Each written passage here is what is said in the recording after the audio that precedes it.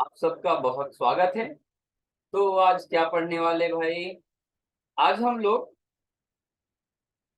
अपने अध्याय chapter 3, class 12 chapter 3 के एक्सरसाइज 3.2 में क्वेश्चन नंबर 3 में जो प्रॉब्लम्स पूछे गए हैं उनका जवाब देने होंगे। यहाँ हमें दो मैट्रिसेस के मल्टीप्लिकेशन पर बेस्ड प्रॉब्लम दिए गए हैं। तो आज पूरे के पूरे इस तीसरे नंबर क्वेश्चन में हम केवल दो मैट्रिसेस को गुना करना सीखेंगे। तो उसके लिए एक रिव्यू जरूरी है कि दो मैट्रिसेस का गुना भाई कब होता है, कैसे होता है।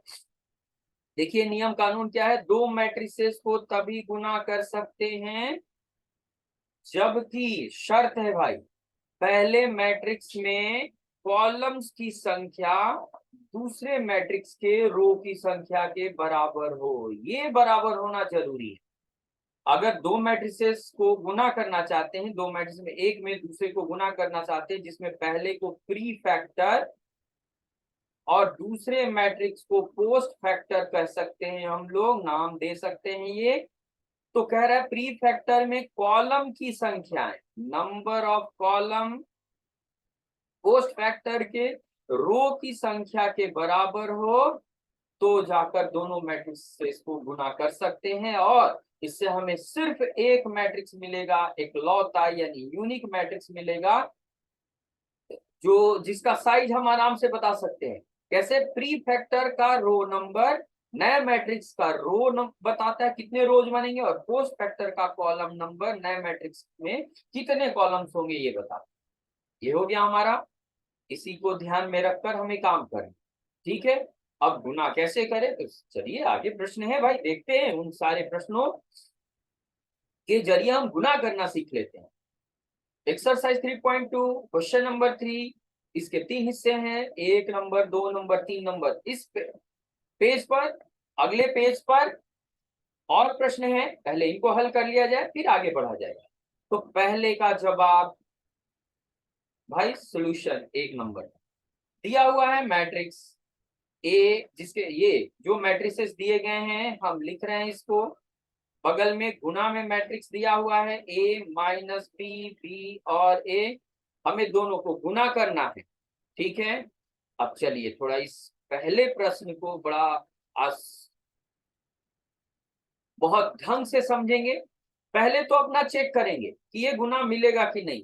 एक्चुअली में जितना भी प्रश्न दिया हुआ है सबका गुना मिलेगा, फिर भी इसके लिए हमें दोनों का ऑर्डर देखना होता है। देखिए ये दो गुना दो ऑर्डर का है। पहला मैट्रिक्स क्योंकि इसमें दो रोज दो कॉलम्स हैं, और दूसरे मैट्रिक्स के पास भी दो रोज दो कॉलम्स है।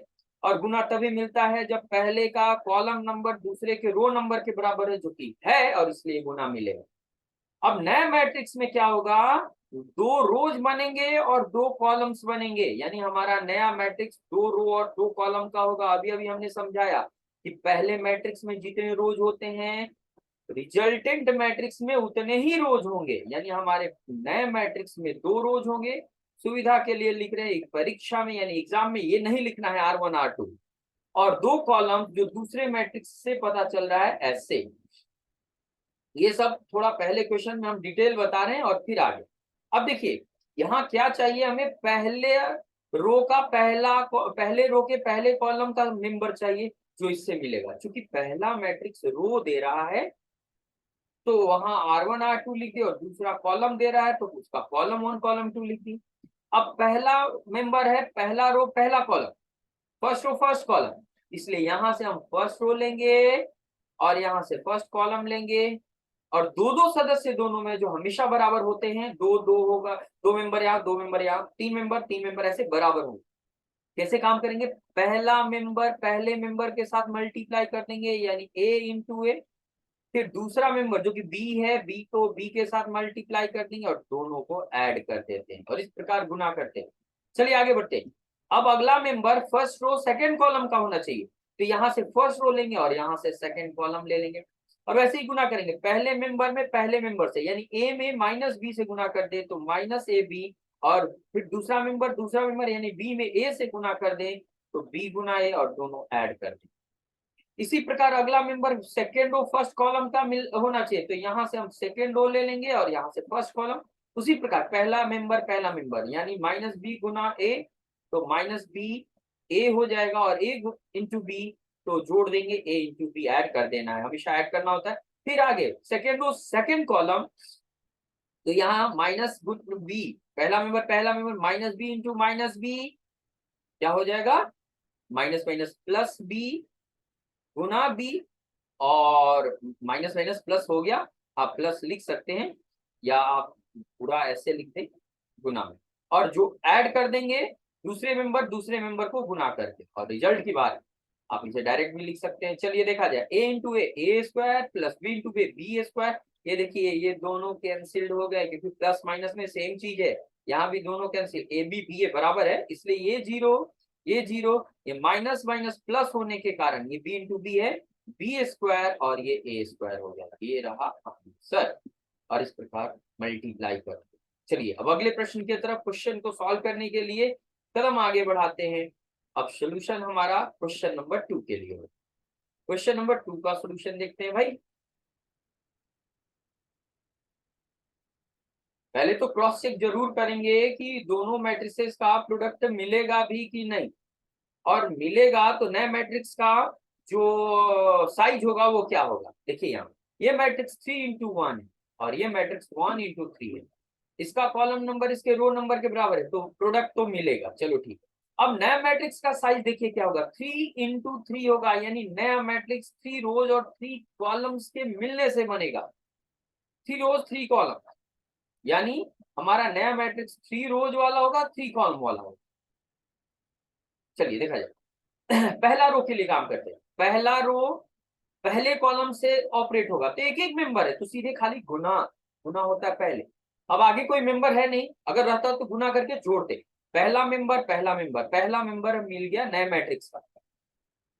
यानी करना क्या है जरा इसमें और ट्रिकली समझ लीजिए, ये पहला रो का मेंबर उठाएंगे और हर एक कॉलम के मेंबर के साथ ऑपरेट करेंगे, इसी तरह से दूसरा उठाएंगे और हर एक कॉलम के मेंबर के साथ ऑपरेट करेंगे, और तीसरे के साथ भी कुछ ऐसा ही करेंगे, तो हमें अलग अलग रो के सदस्य मिलते जाएंगे। जैसे यहाँ पहला रो का मेंबर 1 है, 1 में 2 से मल्टीप्लाई किया, एक मेंबर मिला, फिर 3 से मल्टीप्लाई करेंगे दूसरा, फिर 4 से मल्टीप्लाई करेंगे तीसरा, ये पहला रो के मेंबर से ये पूरे 3 मेंबर्स मिल गए, नए मैट्रिक्स यानी रिजल्टेंट मैट्रिक्स का फर्स्ट रो।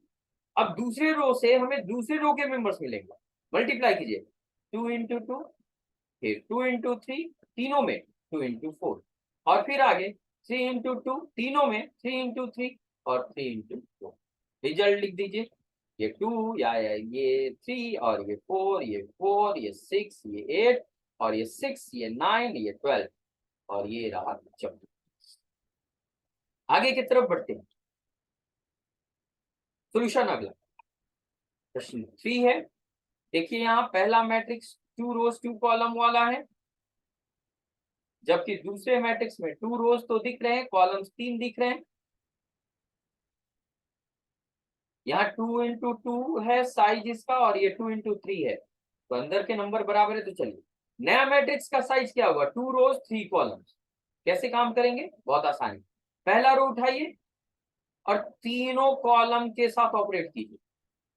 चलिए पहला रो पहला कॉलम 1 into 1, ऐड कर लेंगे -2 into 3 को 2 को, सॉरी दूसरा मेंबर, ये पहला रो पहला कॉलम, पहला मेंबर मिलेगा, पहला रो दूसरा कॉलम दूसरा मेंबर देगा, 1 into 2, ऐड कर लेंगे -2 into 3, फिर पहला रो तीसरा कॉलम, तो तीसरा मेंबर मिलेगा, 1 into 3, पहला मेंबर गुना मल्टीप्लाई, और फिर -2 into 1, ये हो गया।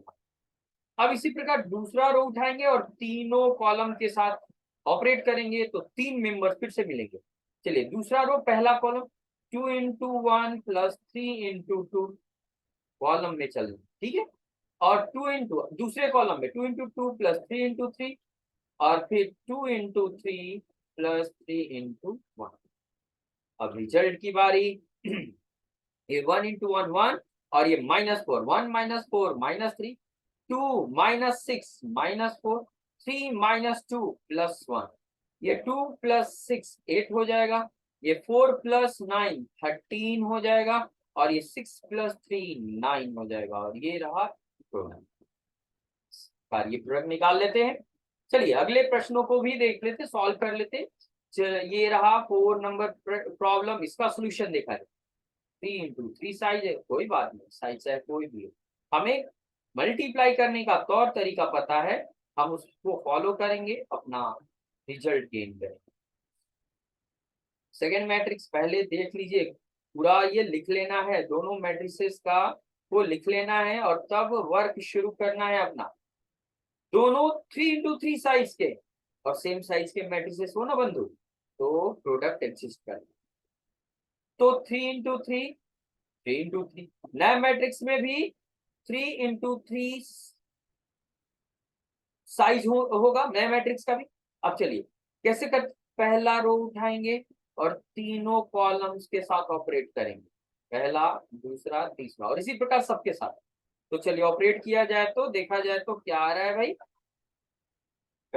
पहला रो पहला कॉलम 2 × 1 ऐड करते जाएंगे, 3 × 0 दूसरे मेंबर को, प्लस 4 × 3, ये पहला रो पहला कॉलम हो गया, एक मेंबर मिला, पहला रो दूसरा कॉलम दूसरा मेंबर मिलेगा उसी रो, तो 2 × 3 -3 प्लस 3 × 2 2 × -3 प्लस 3 × 2 प्लस करेंगे तीसरा 4 × 0 प्लस 4 × 0, ये हो गया। अब तीसरे कॉलम 2 × 5,